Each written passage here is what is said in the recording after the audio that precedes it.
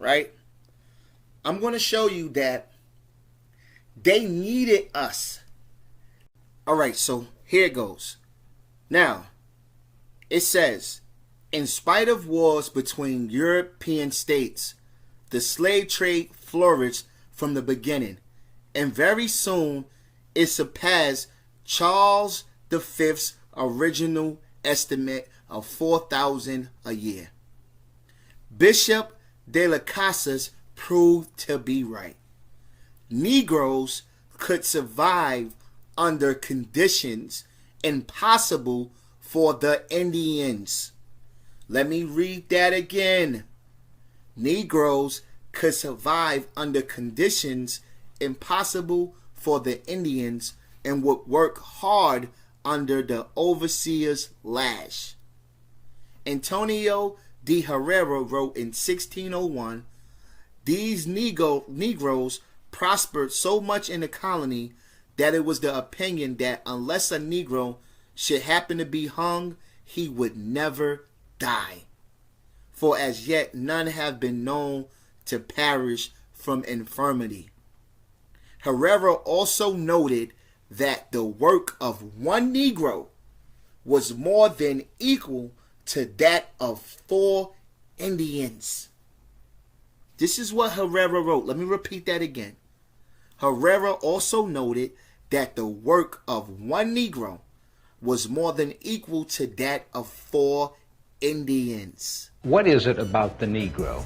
I mean, every other group that came as an immigrant somehow, not easily, but somehow got around it. Is it just the fact that Negroes are black? White America must see that no other ethnic group has been a slave on American soil.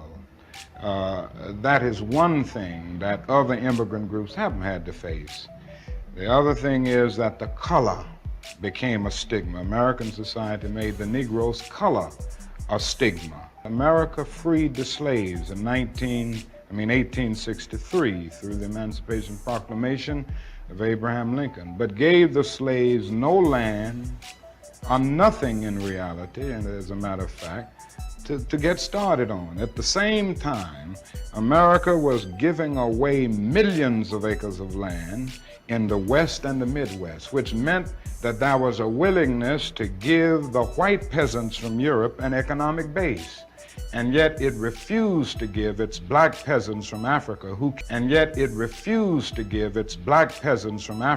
came here involuntarily in chains and had worked free for 244 years any kind of economic base. And so emancipation for the Negro was really freedom to hunger. It was freedom to the winds and rains of heaven. It was freedom without food to eat or land to cultivate, and therefore it was freedom and famine at the same time.